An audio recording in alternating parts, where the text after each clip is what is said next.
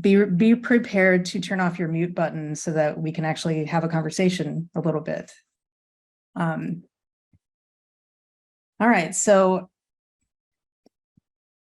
just a quick presentation overview. I'm obliged to tell you a little bit about GreenerU and what we do.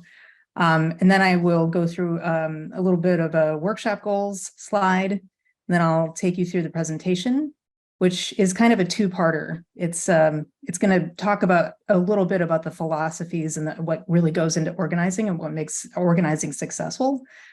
But also, I hope to give you some like really good on-the-ground takeaways of how you can run meetings, how you can keep people's attention, keep people engaged throughout the process. There's plenty of time for Q&A, and I would love to get your feedback at the end of this. So just to get started, I will tell you a little bit about GreenerU. We're based in Waltham, Massachusetts, and we kind of pitch ourselves as a threefer. We have a planning wing, which is what I lead. We transition climate action planning into like engineering. So we have engineers on staff who create projects, and then we have implementers. So we actually have a construction team that implements those projects. And that's just another way of saying the same thing. So workshop goals are, as I said earlier, the macro. I want to discuss the secrets of organizing volunteer efforts. I'm sure all of you have been either a part of or have led efforts in the past. And I'm sure you've got some opinions, and I'd love to hear them about what makes it successful and what efforts have failed and why. And then, as I said, the micro is going to be a set of handy tools and takeaways for organizing, and especially stakeholder engagement, that you can just start practicing immediately. So to talk about the macro, I'm going to share 3 anecdotes with you just to start off. The first one is a million years ago, I worked for something called the Minnesota Youth Symphonies. And we had a lot of parent volunteers. And every year in the fall, we would ask students to sell Christmas wreaths. And I understand this is the Jewish Climate Action Network, and it's a little bit problematic for the Minnesota Youth Symphonies, which was located in a very Jewish neighborhood, I have to say it. But you know, Christmas wreaths really sell, and we were very successful at it. But a part of that process is that once all the kids have turned in their orders, then I have to make the order from a company that would produce all of the wreaths, and then they would drop them off in a parking lot, and they would bring a semi pickup truck.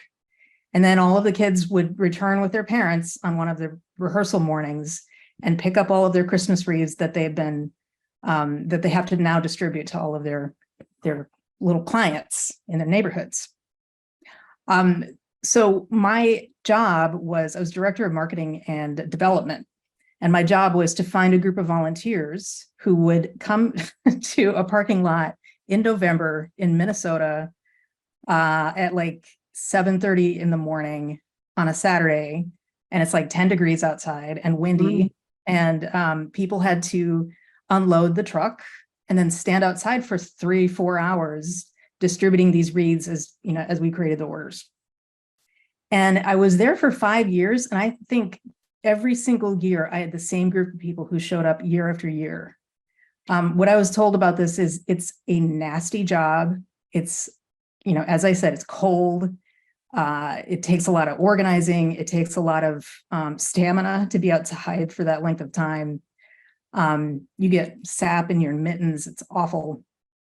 But people did it year after year. And I think the reason for that was, and I asked, one guy said, this is the only obligation. I mean, I know this is a big deal, and I commit to it every year, and it's the only obligation I do for Minnesota Youth Symphonies, but I know that once I've done it, I'm done with my obligations.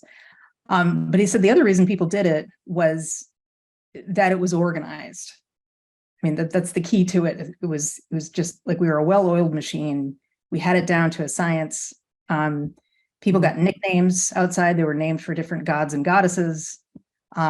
We had coffee, we had bagels, we would dance around outside. It was just, we tried to make it fun. So people always showed up knowing that it would be that kind of activity. The second thing I was involved with was called the Minnesota Citizens for the Arts. And I worked for them. I worked for them as an intern for half a year, and then I worked for them full-time for a year and a half as the operations manager. This was prior to my time at Minnesota Youth Symphonies.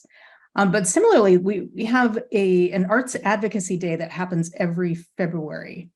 And that's like early in the morning, we make a whole bunch of appointments with legislators, and people from all over the state of Minnesota will come down, spend the night if they need to, and actually go to the Capitol and spend the day there with each other. Like, they take a day off of work. They come in February, which you can imagine is even colder than November in Minnesota. And we get hundreds and hundreds of people to show up for this. And again, I think the reason is it's extremely well organized, and it's extremely fun. It's a really good day, and it's very successful. It's not just successful in that people show up, but it's successful in that we have probably the best success in arts funding reach throughout the entire state of Minnesota. And I have to remind people, if you're from New England, states here are really small, but in Minnesota, if you're going to drive from northeast or northwest Minnesota, it's like 6-7 hours just to go across the state. So it's like 11 hours from corner to corner. So it's a long drive, and it's a big day. And then the third example is the Lincoln Green Energy Committee. I used to live in Lincoln, Massachusetts, which is just next door to Maynard and Waltham. And this awesome group of people have been doing it forever. John Snell is this gentleman on the left, on the left, and he was running the Lincoln Green Energy Committee for years. And the reason, yeah, John, he and I go back 50 years in the energy field. 40 years. 40 years. Yeah, he's moved out of town now, unfortunately, but he's a fabulous guy. So I volunteered with this group, and it was immediately welcomed in. One of the reasons I think they were successful is John just saw in people, if they wanted to do something, if they wanted to have a guerrilla effort, they would just do it. He's like, you have my blessing, go do it. And he would, stick to the agenda at the meetings and move forward with all kinds of plans. And Lincoln is a very progressive town. So it doesn't hurt that like just about everybody is a retired doctor or teacher or professor. And they have a lot of time on their hands, but they're incredibly smart and successful people. So why am I mentioning all of this right at the beginning? I wanted to kind of open this up for discussion right now, but like, when are organizing efforts successful? And I'll ask you to unmute yourselves and throw out some ideas. I'll just jump right in, because I talked about when I first started my climate journey at Congregation 8 Siam in Cambridge. And one of the things we had to raise, I think it wasn't that much money because the state paid for a lot of the insulation of the two buildings, but we needed to raise $5,000, I think it was. And we got a donation which would pay for an energy audit, or give everybody, every person in the temple who got an energy audit would give them $50 gift certificate. It wasn't that much money, but it was something that, or give a $50 donation towards raising the money to insulate. That's what it was. It took me a second to reconstruct that. But so if they got a home energy audit themselves, it would give $50 to our fund to insulate the buildings. So it was sort of, by taking personal action, they were raising some money to do the collective thing. So it was fun. And I think we beat the record for a number of energy audits, and it was a good way to organize and also accomplish the goal in our individual lives as well as our congregation. I noticed someone else on my synagogue, Adela Beckerman, is on the call as well. Maybe she'll jump in. Our electric bill at Temple Shir Shalom, it's very, because of the climate, the change, especially here in North Central Florida, it's getting hotter and hotter. And we have a lot of glass in our new sanctuary, which was built in the early 2000s. And so our electric bill, the foyer gets it first. We have a thermostat there. And then we decided to check, we saw the electric bills keep getting higher and higher and higher. So we decided we had to do something. And one of our members, Ellen Siegel, had just moved here from Miami, and she got us motivated, and we formed a green team. That's the first thing we did, was form a green team. And then we decided to, tackle the lights, of course. I think, Fred, I've told you about this before. We switched to LED bulbs. We just recently got a new roof, thank goodness. So that's helped a lot. And we have a lot of tree canopy here in Gainesville, a lot of oak trees that, causes a lot of shade. It causes mold and mildew. So we decided that we needed to do something quickly. So that was the first thing we did, was adjust, the thermostats and then the light bulbs. And now we've got everybody with compostable tableware.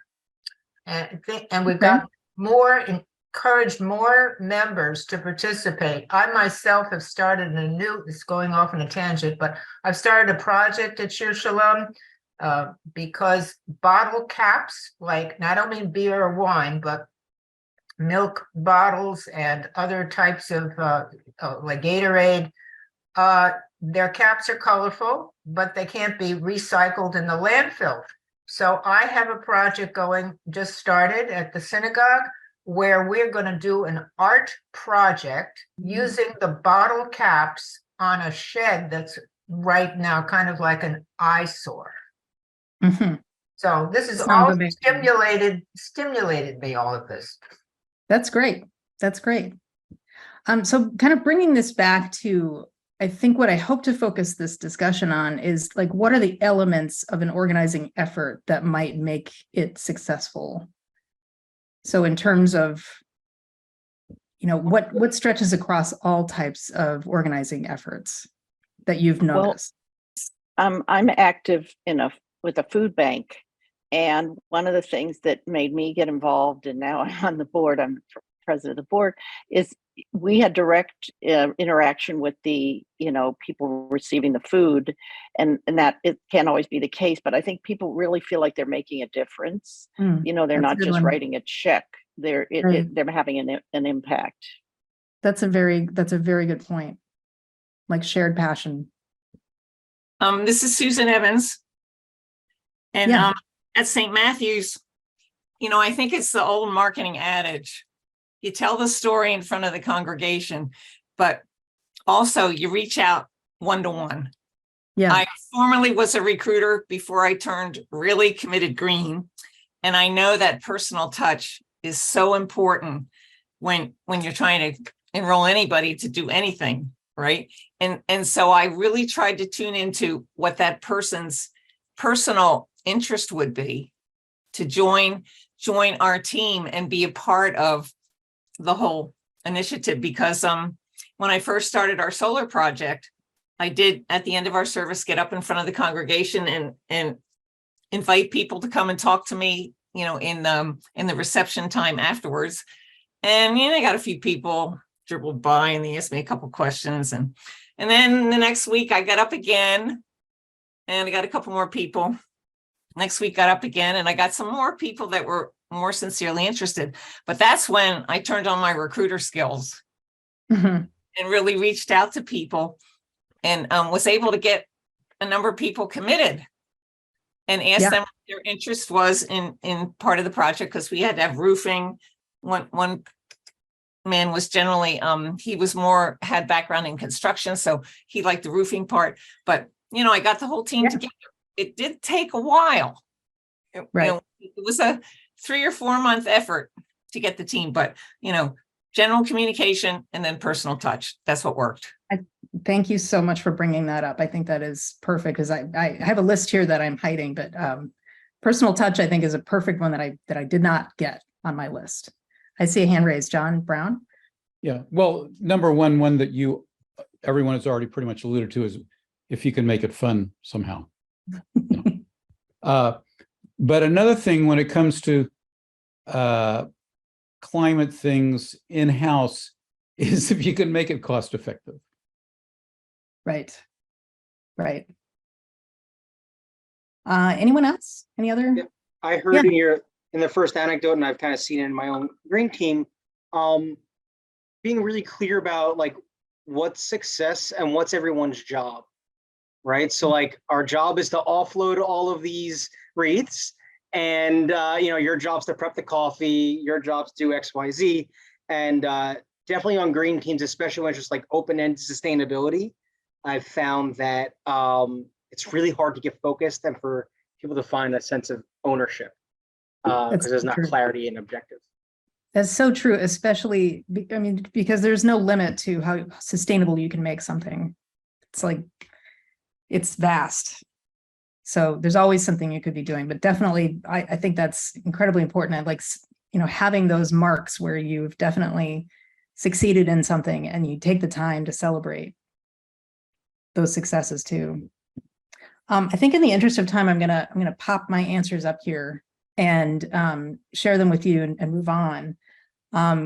Folks are united around a common purpose. I think that is pretty close to what Bruce was saying and pretty close to what some others were saying. The effort is inclusive. I think that also encapsulate a little bit of what Sarah was saying about personalized too. Stakeholders are engaged, and I have more information about how to engage stakeholders later in the slide deck. Core values are agreed upon, shared, and modeled.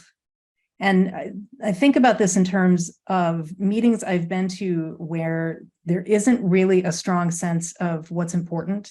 And to me, one of the most important things in my life is my time.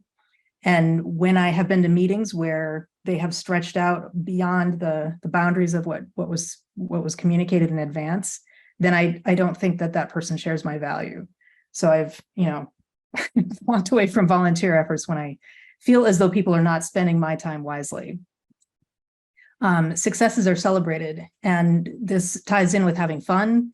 It doesn't hurt to make the process fun, but not to skip over, organizing means being organized. And I will say every single one of the anecdotes that I shared and a lot of other efforts I've had, they don't just happen willy-nilly. There's a lot of thought that goes into every single thing we do. So when, that's probably one of the biggest takeaways, along with just think about the value of my time, think about the value of your volunteers' time. They're there to get something done. They're there to feel as though they have gotten something done. So make sure that you've thought very carefully about what it is you want them to do. This is a quick slide to talk about a case for stakeholder engagement. And if I can get any kind of like quick answers about like, why do you think stakeholder engagement is important? John. Well, I'm not sure exactly what stakeholders is, but when it comes to a congregation, I'm thinking of stakeholders as being like the board and the people who have the power to say yes or no, and clearly that's very important. Right. In my efforts to insulate, get the buildings insulated at HIAM, I had before really engaging in raising the money and working with the utility to get the incentives, I had talked to the finance chair and the building committee chair and basically vetted it and gotten their okays on it. Very small organization, so it was just two individual people, but from building and facilities, those are kind of for facilities and finance, those are the two really important stakeholders in doing this kind of work. Yeah, I'll quickly go through the point of the slide. This is intended to convey like what a cloak and dagger decision-making process would look like.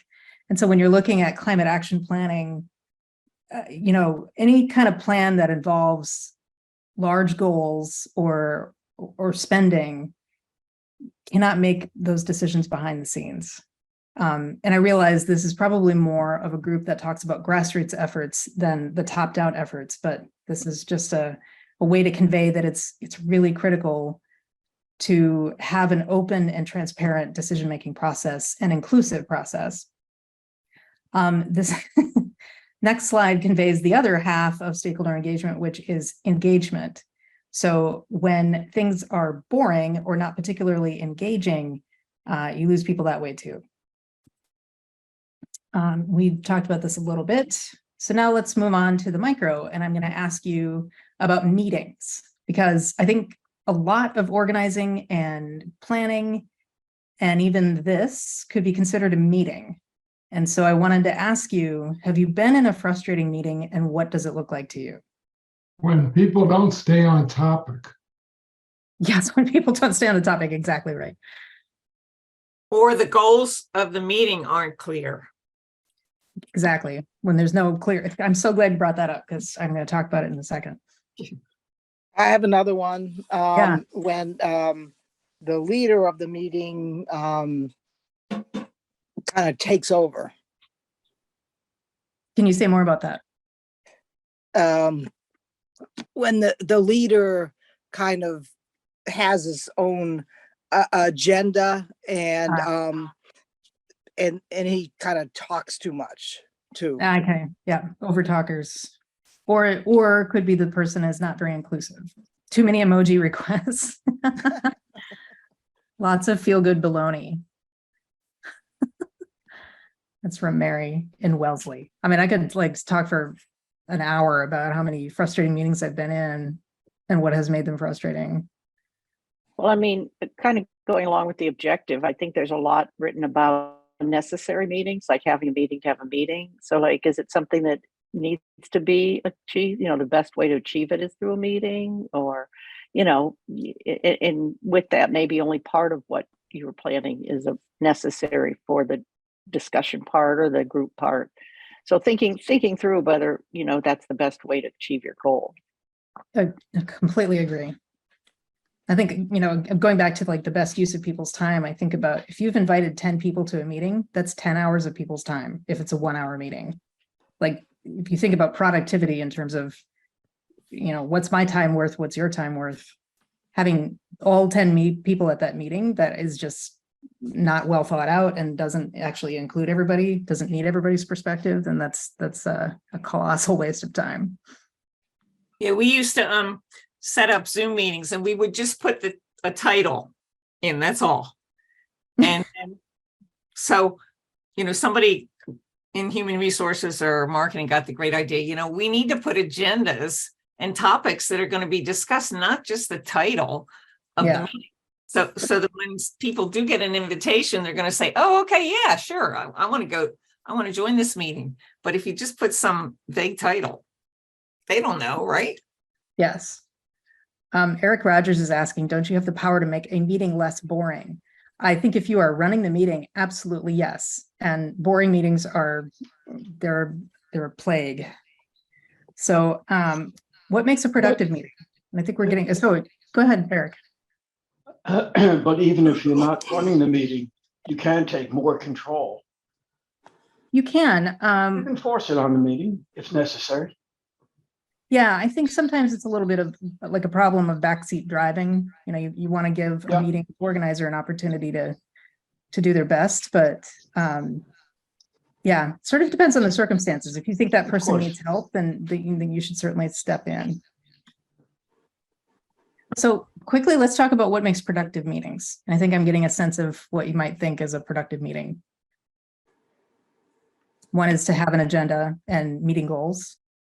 I think it's kind of the opposite of what we just said, that you kind of keep things on point and you don't get off on tangents. Yes. And the other thing I would add is at the conclusion of the meeting, clearly next steps. Thank you so much, Sarah. You know, you want your group to get back together again. So I'll jump in if I can. I've been using this the last few years. So there's a great statement in the Talmud. There's more to it, but the 4 words are at the core: if not now, when? And I've come to realize that for climate action planning, it's really, really constructive. So you look at these 5 people here, and if somebody says we can't do this now, then the next sentence is, so if we can't do it now, when are we going to do it? And if it's next week or next year, that's still moving forward. So if not now, when? I have taken to be a very productive intercession in many, many instances. I love that. You're literally taking it to your meetings. All right. I was so- thinking, I'm sorry, I just thought one other thing, and I was thinking of it when Susan made her comment, and it's kind of like leads from Susan's comment for the next meeting, and that's when people are prepared. So like, Yes. it's not just this point in time, but it's coming from, let's say 3 people had projects to do or something to do, and you're coming together to report on that. So people know what they're supposed to do, and they did it. They completed their work. Having done it is critical. If they don't do it, that's a sign of a pretty annoying meeting. Like, again, why are we meeting if no one's done their jobs? I'm calling you organizers. You may be different, like hosting different roles, but I'm going to say if you are leading an effort, like a climate action planning effort, or in any other kind of climate related effort, this is your job as an organizer. And I'm glad that Sarah brought up the, the elements of what to do before, during, and after the meeting. You mentioned the next steps, and Madeline brought up preparation for the meeting. So I'm going to get into that in detail. Before the meeting, again, lots of planning in advance, share a meeting agenda in advance, send reading materials. So I personally like to have a couple of days to be able to go through reading materials before the meeting so that I'm not receiving it at the meeting, which has happened in the past. Include meeting goals. So again, that's a critical one. By the end of this meeting, we will fill in the blank. So by the end of this meeting, we will have discussed this, or we will have decided on this, or we will have covered this topic. And the last thing is create an internal agenda. And I'll share with you in a second what that looks like. And if you're interested, I can, somebody's taking a picture of this green. I can share the whole slide deck with you and also some materials if you want at the end of this meeting. During the meeting, I cannot emphasize this enough, start and end on time. Like, show up on time, end the meeting on time. It is just the most important. Am I calling Susan Sarah? I'm sorry about that. Yeah, that's all right. I knew that you meant me. I know a Sarah Evans. I think that's part of the problem. Anyway, start and end the meeting on time. That is super critical. I think it really signals to people that you value their time, and they aren't just there for an extended period of time and they're going to miss something important in their lives because the meeting ran long. And preparing for that meeting is the most important thing. Don't overstuff a meeting with topics that you can't cover in the length of time that you've planned on. So this takes a lot of practice. I've definitely made a lot of mistakes in this respect. My previous boss made sure that I knew it. Eric knows my previous boss. Like, his number one feedback is like, you tried to cover too much in this meeting. So take that to heart. Use visual meeting management. And what I mean by that is, if I actually was conducting this meeting, my screen would be where I'm taking notes and you would see me typing the notes. Or if this meeting were in person, I'd be on a whiteboard and I would be writing down what you're saying. That way you have a sense of ownership. You know that your thoughts and feelings are being captured, and that all of that is recorded somewhere. State the meeting goals and agenda. Make sure up front you state these are the meeting goals. And here's the agenda. Here's how we're going to get through these meeting goals. Again, take notes. Absolutely, it's fine for you to use your camera if you're no problem at all. Engage everyone in the room. That is also incredibly important. So like, if you notice somebody hasn't said anything, you can ask them, like, you seem like I'd like to hear from so-and-so, or if somebody's wandering off too much and they're taking up too much time. just, you can say to them, like, I really love hearing your thoughts, but I have not heard from Michael Taylor yet, for example. Not to put you on the spot, Michael Taylor. And then also always include as part of the agenda, Susan, next steps, which are tasks, and meeting feedback. That's one that we really believe in a lot at GreenerU is, end the meeting with a question of like, what are the strengths and improvables of this meeting? Like, how can I do better as a meeting organizer?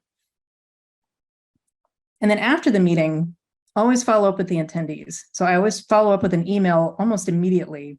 And that next steps chunk of the agenda where I've taken notes, just cut and paste it into the email. And I say, this is what we've committed to doing in this meeting. Hope we can get all these done by the times that we've assigned. And then be sure to review the feedback and take it to heart so that you know the next time you will do a better job. Just going to take a look at the time here. We'll go through this really quickly. 3 essential ingredients to mapping out your agenda: meeting goals, attendees. Just want to cover that a little bit. Who should be present to accomplish our meeting goals? And that gets into, are the right people at the table? So, sometimes I get invited to meetings and I'm not sure why I am invited. Or sometimes I'm not invited to meetings that I probably should have been invited to. So like put some thought into who needs to be present and who does not need to be present to meet your goals. So let's see, here's a sample meeting agenda. I can send these to you later, but these have meeting goals included. Here's the meeting agenda. I always have a check-in question at the top because I think it's helpful to kind of hear from everybody in the room. And it also has a little bit of a buffer time that enables you to allow for people who are running a little bit late. Not that I like it, but it's a reality.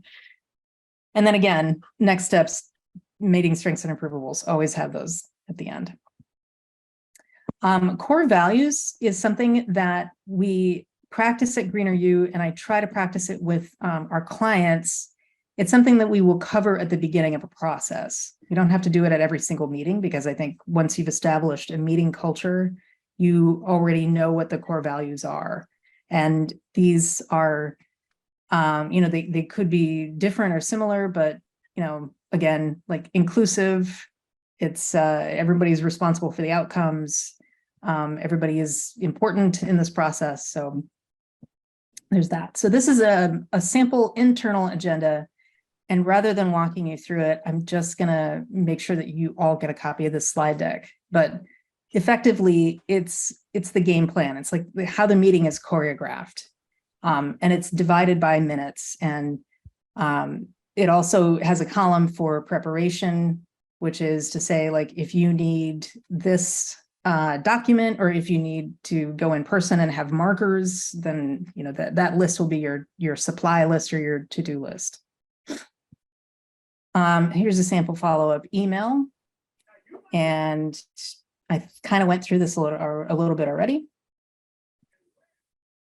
All right, so now a couple of facilitation tools, and this is in a way how I like to make meetings interactive and interesting and engaging rather than just like this one where I feel like I'm talking at you a lot.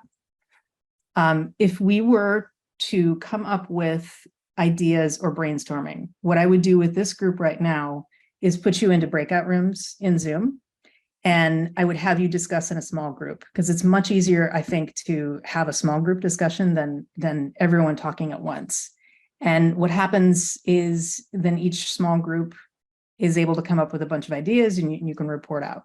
So that is like for idea creation or just discussing concepts. Probably everybody here is familiar with SWOT analysis, and let me know if you're not. Am I seeing some? Not me, sorry. Now you, okay. SWOTs are like, so it's kind of straightforward. It's good for organizations, or if you have a question, like I'll use GreenerU as an example. We'll do a SWOT analysis of like, where are we right now? And, our strengths as a company, our weaknesses as a company, opportunities might be as I said, is very straightforward. Threats might be, other businesses, or the COVID-19 pandemic was a pretty big threat. I think what happens a lot with SWOT analyses is that it's just put up on, like, it's a big brainstorming, and then there isn't much follow-up. So what I like to do with it is go through it after there's been a brainstorm and circle items that we want to take action on.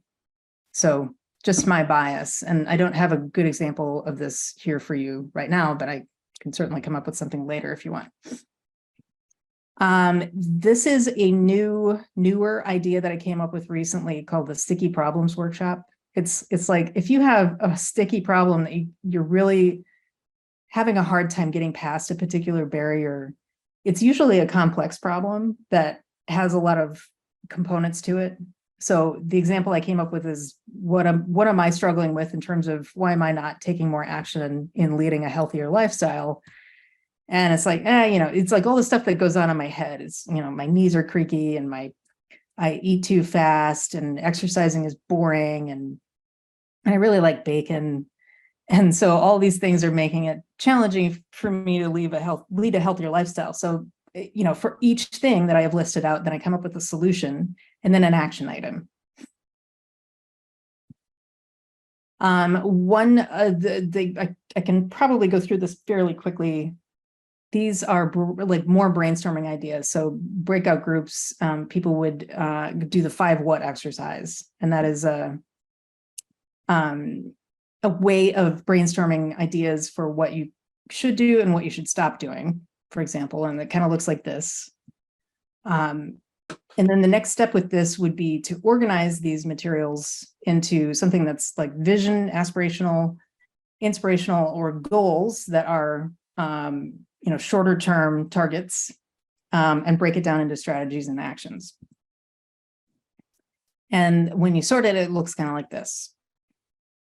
And I'm sorry I'm whipping through these so quickly, but I think we're running out of time. Here's another exercise when you've got a bunch of ideas about something, but you want to prioritize what's actually going to be effective. We do the effort versus impact exercise. And again, it looks like Can I something. interject with that one? Yeah. To ask Jen.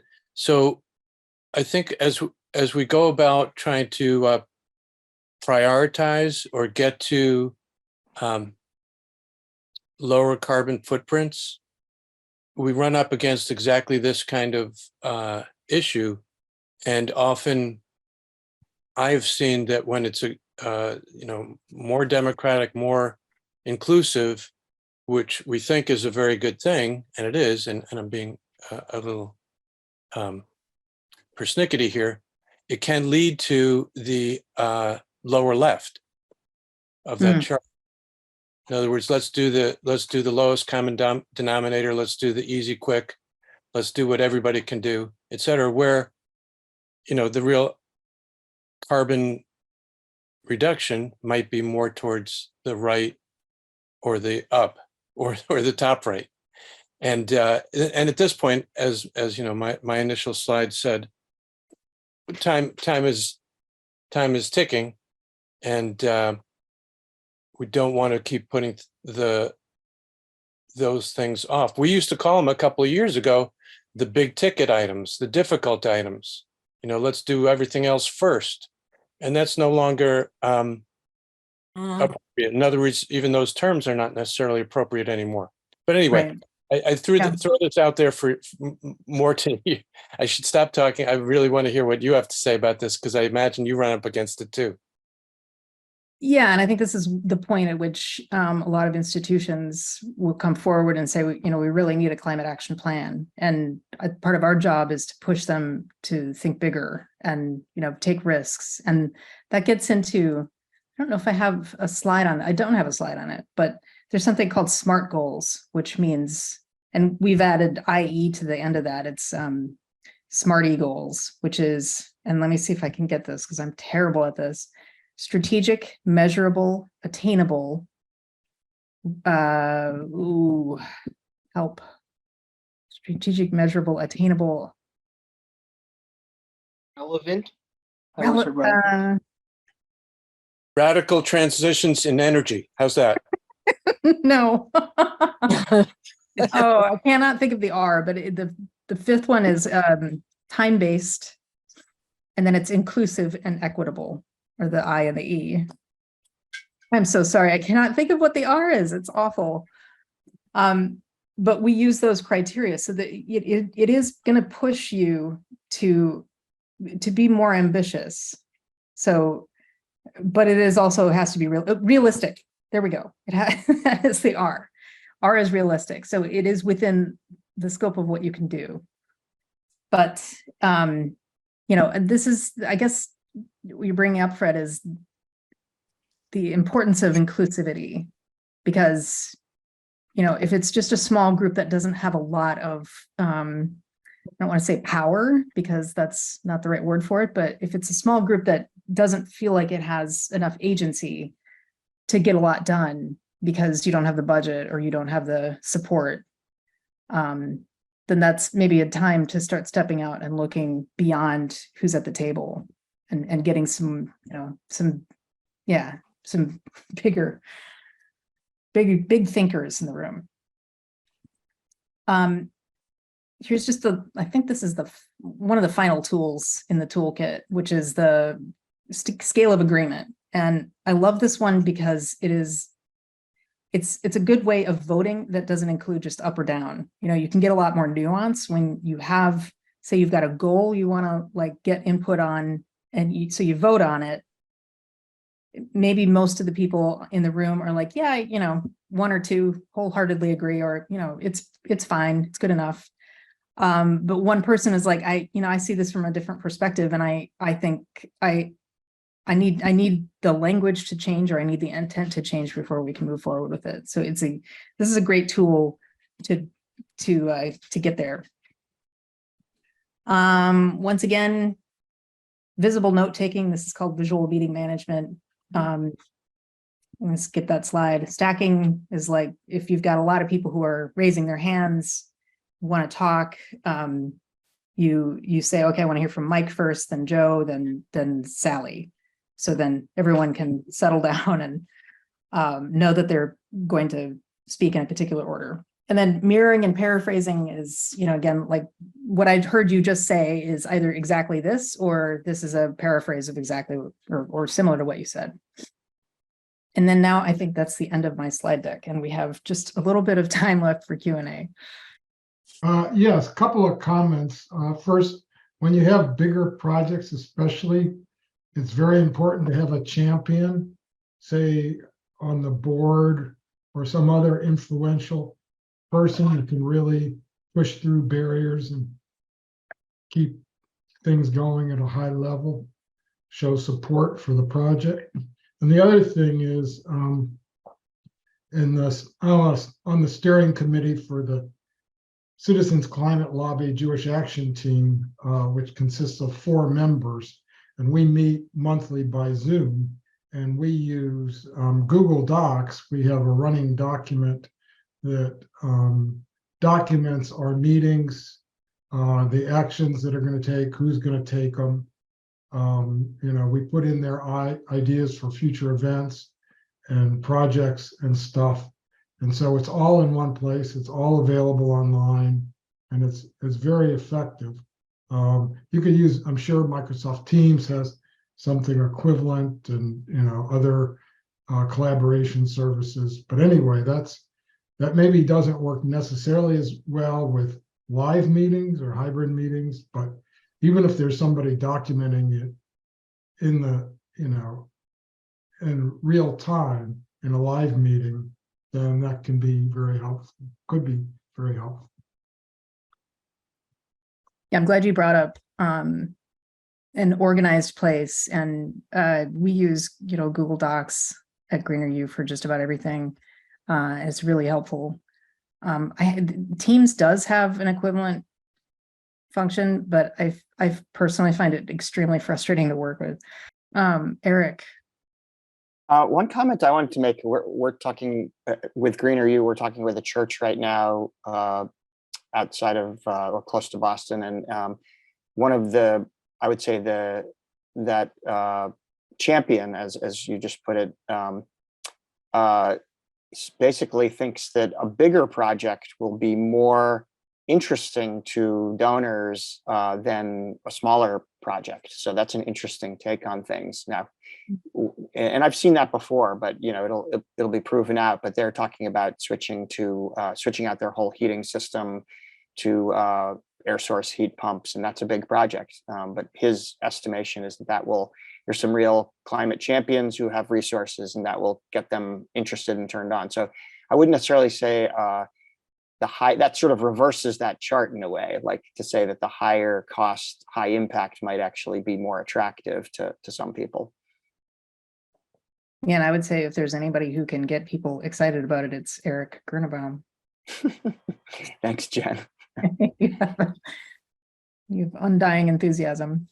Janet, you have your hand raised.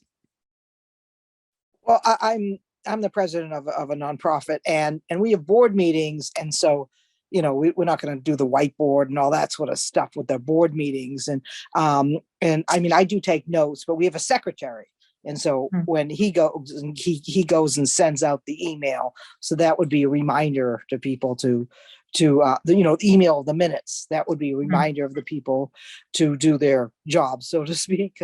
And then we use Google Docs. And what we do is exactly what people have said. If it's not worthy of a meeting, and particularly in between meetings, we do Google Docs and we send emails to each other to do this and to do that and all that. But a lot of this is very useful because the whiteboard and all that, and a lot of the other things, we're going to have a retreat because we can't get everything accomplished in our 2-hour board meetings once a month. So we're going to have a retreat to talk about all these things that we keep on tabling. And so this is the type of thing that we're going to be doing in the retreat, and we'll be having the whiteboard and all that sort of stuff. We had one a few years ago, and we did. And we incorporated all this, and this will be a good reminder for me. So I'd like the slides so that and give them to a couple other people who 3 of us are going to be planning the retreat. So this is great, useful information. Thanks. Glad to hear that. Yeah, we actually, I just facilitated a 2-day retreat for the sustainability team at Bentley University a couple months ago, and came up with a bunch of these exercises. And at the end of the day, they wound up with this gigantic to-do list. And I felt bad about that, but I think it was really effective because they were able to, like get some boots on the ground kind of tasks to do. Yeah, but you had the things about the different, like the weaknesses, the strengths, and the threats, and all. I mean, all that sort of stuff that I hadn't thought of, and all that. So that'll be a good springboard of things that we should talk about, and that's like a more formal meeting, so to speak. That'd be great. Yeah. I want to say that we're able to stay on the call if you're available, Jen, for longer. For anybody who wants to stay, I think we could have a very interesting discussion. For those that have to leave, I really appreciate you being here. And I did put in the chat a little late, but I did put it in, be in touch by email. And Jen and Eric, you're welcome to put your contact info in the chat also.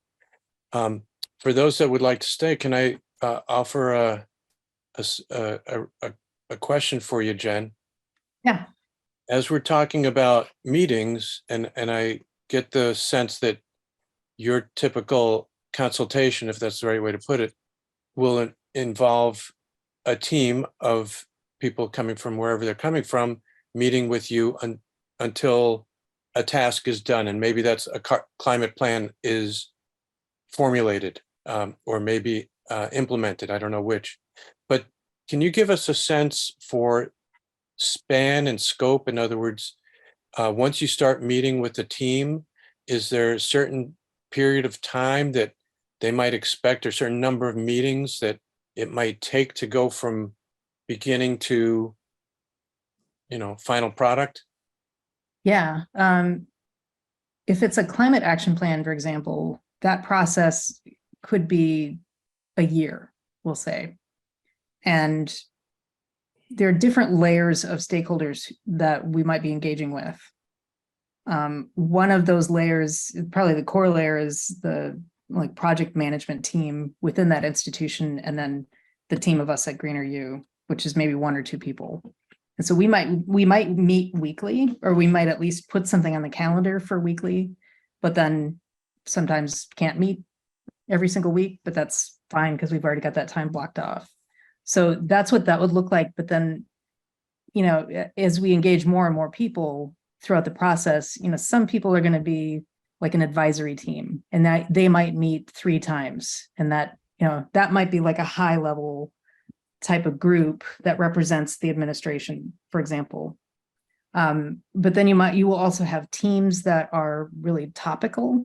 So, you know, building operations, if it's an academic institution, then it might be like, you know, curriculum-based sustainability or sustainability-based curriculum, or there might be a team on, you know, emissions reduction or setting those kinds of targets. So those teams individually will meet 5 times usually. And so we'll be there to help support those processes too. So it's like there's a process we go through to get, you know, from like big ideas to like really good goal and strategy language, and then to an action plan at the end. So I'm not sure if that answers your question, but that's kind of very roughly the process. And that's great. A year is really a good number for us all to keep in mind. You know, we have our own engagement, our own stakeholders, and, you know, from clergy to buildings and grounds and everybody else. So another question is, how much of that year is just like the statement I put at an initial slide saying, what I say, net zero site carbon by 2029. That's the goal. Are these teams meeting to set that goal, or is that goal a given when you start consulting? Generally, it goes either way. We could be doing an update to a climate action plan, in which case it would be, you know, we're starting with that goal. Or I worked with the University of Rochester recently, and they didn't have any goals. They only had 1 sustainability person for the entire campus. This is a huge campus. So they were starting out needing to decide what is a realistic date at which they could achieve climate neutrality. And they're still not sure, because that's like a $500 million commitment to them, you know, if they do move forward with climate neutrality by 2050, because they would have to convert their entire campus to a completely, like probably a low temperature hot water system. And it's more than they can financially tackle as they're talking about it. So like, and so then the rest of the meetings are like, okay, how are we literally going to do this? You know, and what is the appetite to spend on a commitment like that? So that's just one goal. And I think they have, you know, like 11 other goals that they, you know, they're considering. I'm sorry, everything you say, I have another question. So fascinating to me. So University of Rochester, if they don't get there till 2050, and I know you didn't say that, but let's just imagine that because of these obstacles, they're not going to get there. As you cycle through during your year of bring different people in, what does the admissions department say? In other words, are students still going to come to this school if there's such a laggard? And I ask that, it's not totally tongue-in-cheek. It's a very legitimate question. I do run this by rabbis who are saying, you know, this is a few years ago now, I think everybody's gotten it now, but if they don't quite get it, I say, you know, do you think a synagogue with more climate action is going to be attractive or less? You know, people who are doing things or not doing things. Okay, you get my point. Yeah, I think you're making a very legitimate point, and that is, you know, at synagogues, it's at churches, it's at schools, it's at places we shop. You know, any place that is not keeping up with the times, it's like, I don't really know if I want to support that. So it's a very legitimate problem, or I don't know if I would call it a problem. It's a very legitimate question. Eric. 2 comments. One is, in addition to saying that a bigger project might be more appealing to some of their donors, the church that I mentioned also said that it would be helpful for attracting members as well. So right on that point.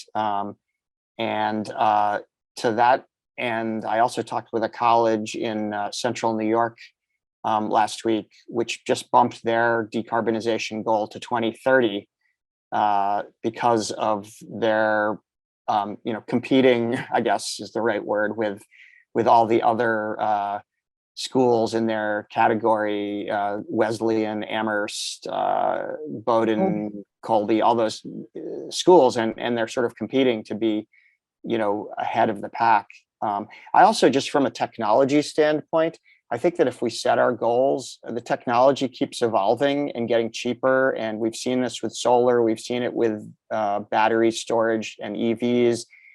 We've seen it, everybody's carrying one of these around, and, they just get, the more people get them, and that goes for heat pumps or whatever it is, the easier and cheaper they are to manufacture, the more people know how to install them, and the less costly it is. So setting ambitious goals, I think that we're kind of in the sweet spot of the technology evolution where there's enough of it happening. It's enough of it is commercialized that the solutions are getting cheaper and better. LED lights, another example. When they first came out, I remember trying to buy LED bulbs. I had to buy them on eBay, and they got sent from China. And they were, I think, $15 a piece. And that was not that long ago. That was probably, 10 years ago. And now, of course, they're like, really cheap, and they last forever. And I think we have to have a little bit of confidence that these kinds of trends, we've seen them in enough different things. Cute dog there, Madeline, that this will continue. And so, I think we can step out a little bit on a limb and make ambitious targets and goals. And we may not get all the way as quickly as we want to, but there is an imperative, as Fred has pointed out, and as the newspapers and point out on a regular basis. So we can do it. We can do it. Victoria and Jonathan asked an excellent question for you, Eric, because you're the guru of finance. Are you familiar with CPACE to finance clean energy? And if so, do you see it as relevant? And Victoria and Jonathan are in Rochester, New York. Yes. Yeah, where Jen and I spent a couple of lovely days last week and had a great walk around the Genesee River and the bridges and the history, and learned a lot about Rochester. Pretty cool area, downtown area there. But to your point on CPACE, absolutely very relevant because it allows banks and other financial providers to have confidence that whatever debt you take on will be repaid, because it's literally attached to the property ownership with a tax bill.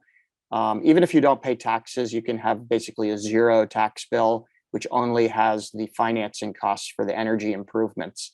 The key thing is there, and I don't know where it's available in New York State, but New York being pretty ahead of the pack and a lot of stuff clean energy related, I suspect that you do have CPACE, commercial property assessed clean energy. That's what it stands for.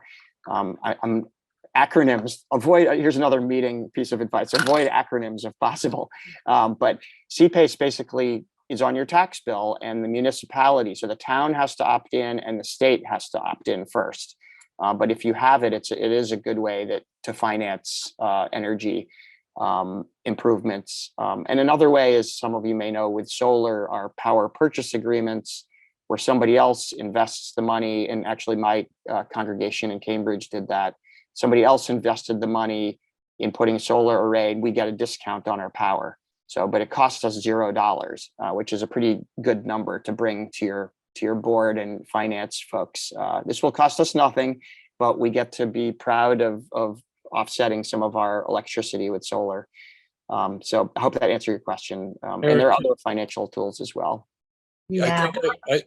Eric, can I just follow up? I think I heard of PACE in Connecticut many years ago. Is it in about half the people here that are still on the call are in Massachusetts? Is it in Massachusetts? Do you know? Yes, it's in Massachusetts and in New York, and it's in Connecticut and Rhode Island and many states on the, particularly the Northeast for sure, but 38 states have the law and about 25 have active programs. And there's a really good reason for buying the solar rather than doing a PPA. I don't know if you've covered, we had to take a phone call, big chunk in the middle, so we missed things. That there's a 30% direct rebate from the feds, from the federal government, in lieu of ITCs, the investment tax credits. Have you talked about that? For renewable?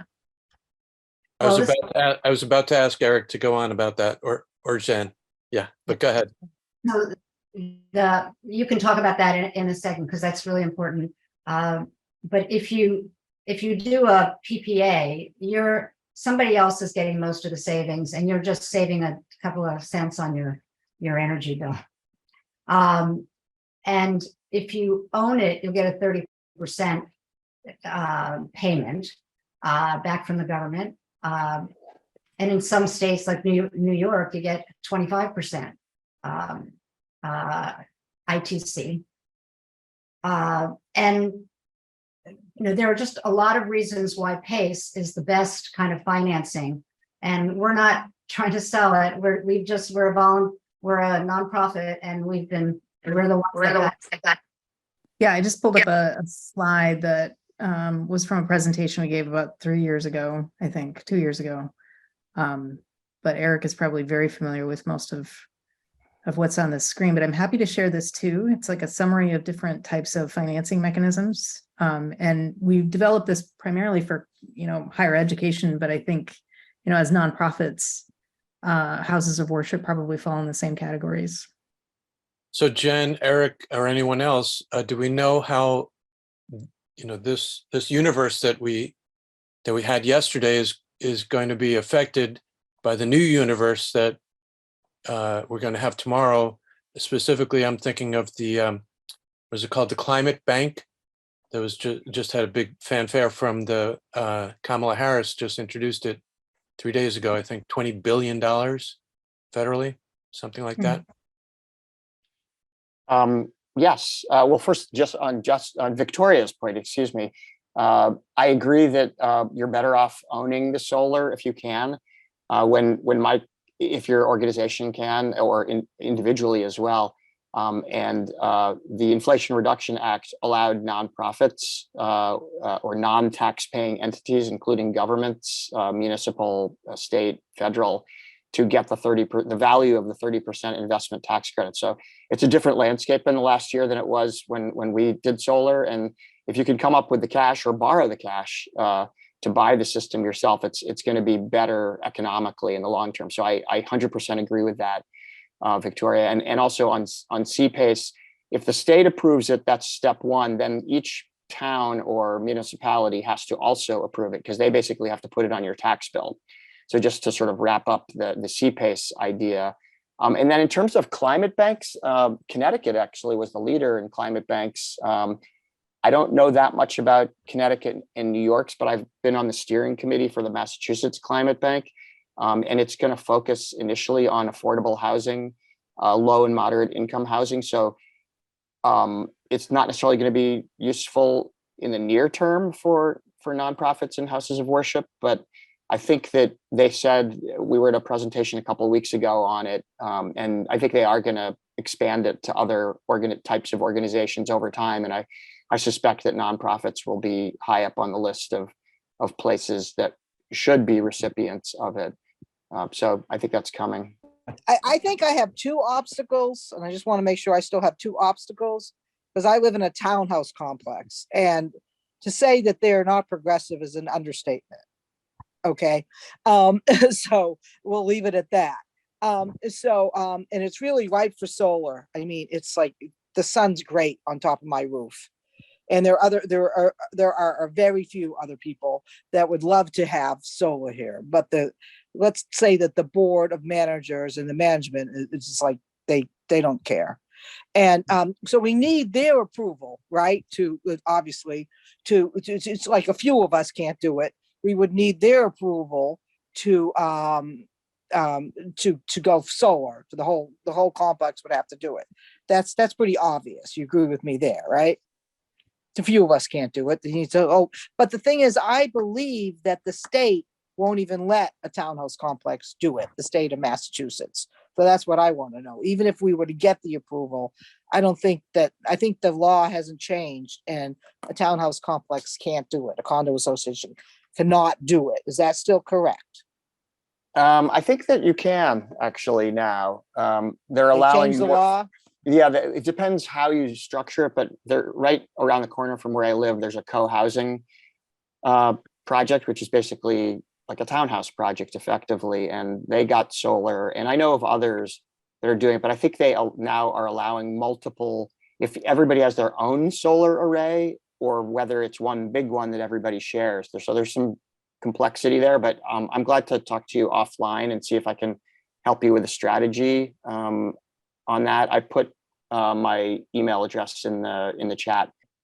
I think there were people actually breaking the law a long time ago, because when we got solar 10 years ago in a 2-family in Cambridge, we got 2 solar systems that are completely separate on one piece of property, and they just did it and allowed it and nobody ever questioned it.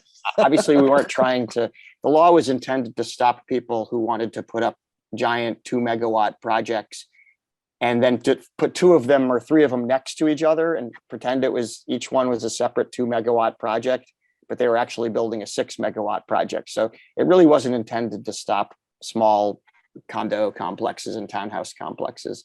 And I think they fixed that, but I should double check. So I'm the new treasurer of a church in Medfield, Massachusetts. And actually I was treasurer about 15 years ago for 10 years, but anyway, I was resequestered. So say we have a couple $100,000 to spend on either heat pumps or a solar array. When you start looking at the economics, it seems the obvious, I mean, we could probably put 80 panels up on our church roof. And we could, of course, when we had someone take a look at it before, they were just trying to come up with just enough energy, just enough panels to cover our electric bill. But that doesn't make much sense, because we could spend a lot more if we converted all the natural gas steam boiler system to what do you call it, to heat pumps. But anyway, aren't we better off going down the solar path? Isn't there easy money to pick up? You get this 30%, rebate from the government. They just, apparently they write you a check. Whereas when you start going down the path of solar pumps, it gets pretty complicated, and it doesn't seem like there's as much money to be made with with heat pumps. What's your reaction there? I think you're right. Just in terms of, we could look at it with you and do a little analysis for you, I think, without much difficulty. But short answer is almost certainly because of the incentives in solar. So you have both the 30% investment tax credit, which is now direct pay for non-tax paying organizations, plus the state's smart payments. Although, is Medfield a municipal utility, or is it no, it's National Grid? No, it's Eversource. It's Eversource. Oh, they even better. If you're in Eversource, yeah, you should get the smart payment that's called, plus the 30% investment tax credit, and almost certainly solar is going to be beneficial. I mean, key question is how old is your roof and which direction does it face, and is it shaded? But I'm glad to also, we can take that offline. What's that? It's in the right direction and all. It's southwest, but someone had prepared a proposal and they had 25 solar panels, which is just under 10,000 watts. And having done a little bit of research, I know why they just designed it just under 10,000 watts. But if you go 3-phase, you can get a lot more. If you go to 80 panels, you can get a lot more. And then my understanding is you can sell it back to the grid, but that gets a little more complicated. So there's some people claim that you're only going to get the marginal cost. Ultimately, you only get the marginal cost, but Eversource actually provides the full cost. So if it's costing you 30 cents a kilowatt, they'll give you the 30 cents per kilowatt if you sell to somebody else. Is that basically correct? Something like that? It's a really complicated formula, how the smart payments are determined. So I couldn't possibly do it online or, you know, in this context. But again, you know, we could take a look at it. There are some challenges if you go bigger, just because there might be some grid upgrades that are required. But I generally think I'm always encouraging people to go as big as possible with solar if you have the roof. One thing you could do, and I know I've heard of a couple of churches that have done this, is they sell excess power to affordable housing residents in their community or nonprofits. So at a discount, so they're getting a discount on their power, and you're helping them in that way, but you're also funding the cost of the larger array.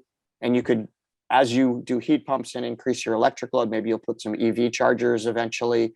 As you increase your electricity load, you could gradually dial back selling power to other people and use more on site. But maybe we should talk offline on that. I appreciate it. I realize this seminar was more about how to run an effective meeting, but I had more specific questions. But thank you very much. And Rich, I know you have Jen, you did a good job. Thank you. All right, Rich, I know you have your hand up, but I just want to make one quick comment for after Michael, if you don't mind. And I think I bounce back to Jen and as you said, running meetings. But Michael and I have spoken about this, and I'm glad to hear you. It was maybe a week or 2 weeks ago. You were already advancing your thinking. And by the way, for everybody else, Michael and I are what we say, lawnsmen. We live in the same town. We're in 2 different houses of worship, but we both live in Medfield. But what I want to say was, going back to the "if not now, when" comment I made earlier. So Michael, if it turns out that solar is definite now and heat pumps is not definite now, I would recommend or request that you put it into a plan for 1-2 years down the road. And so that you, as you keep working on this, or your successors work on it, they see it as the next step. And Jen, I said all that, but you're the professional planner. What do you think about that? No, I actually agree with you there. I think what you just said is perfect. Yeah, when you think about the solar savings peg for the next step. Yeah, I think when you think about, I think this is the way we like to think about things is as soon as you are starting to see savings or a payback from one thing, you should continue to reinvest it in efficiency, or start with efficiency and then invest in renewables. But they should always go hand in hand, because I think what you want to do is electrify so that you can get to the point where you are sourcing your power from renewable sources. Sorry, Rich, go ahead. Yes, Rich. Well, this is maybe it's not really off topic, but anyway, just for Michael, one thing you might want to think about is whether you have the requirements to have battery backup system or not. I know personally, when we costed out putting solar on our home, the battery backup really became prohibitive. The solar panels themselves weren't so bad, but if we were going to do the battery backup, then that really drove the cost up quite a bit. That was more expensive than the panels. It all depends on your energy use and your needs. Maybe with the church, it's not so important to have, assurance that you can have electricity if it goes out in a big storm or something. But anyway, that's something to consider. We would just meet by Zoom. Yeah. Yeah, I mean, Rich, well, thank you. Totally right. I think batteries will keep getting cheaper. Like it's definitely not going to be the most cost-effective thing to invest in right now, even though there's some pretty good policies and they can get the 30% tax credit, et cetera. It's still mostly out of reach unless you're like an early adopter and bought a Tesla 10 years ago, and that's just how you roll. Then go for it. But it's not going to be the most cost effective in most cases. I mean, the good news is you can put it in your plan to add later when they get cheaper, if you want to. So you don't have to do it all at the same time. Right. And therein lies an important lesson, I think, in sync with what Jen was just saying and other folks have said about, and Fred about, have the plan and do the cost-effective stuff that will help finance and justify the other stuff in the future. And, set out a plan and start working towards it. And do the stuff that makes most sense, the earliest. We got the LED lights in anyway. Yeah, that's good. Another option may be a solar co-op. We have those in Florida. That's about all we have. Everything else they try to make very difficult, but you either maybe other religious institutions, you guys can form a co-op or whatever and get a better deal on panels and installation. Okay, thank you. Jen, Eric, any wrapping up thoughts? We're approaching 8:30. I'm really excited to see all of you here, and I'm grateful for all the questions and the enthusiasm you have. So please reach out to me. I'll put my email address in the chat just in case you want to reach out to me. That's all I have to say. Eric, anything? No, just let's do it. These are fixable problems. We're not powerless, and we can do it step by step. So go for it. And if you have more technical questions, I'm happy to be a resource for folks. And I put my email a little while ago in the chat. And Jen on the climate planning is a great resource. So thanks everybody for taking some time this evening to spend with us. And thanks Fred and JCAN and Mass Interfaith Power and Light, which also co-sponsored for hosting this. Thank you, Eric, for putting together a great program, and Jen, for all your insights.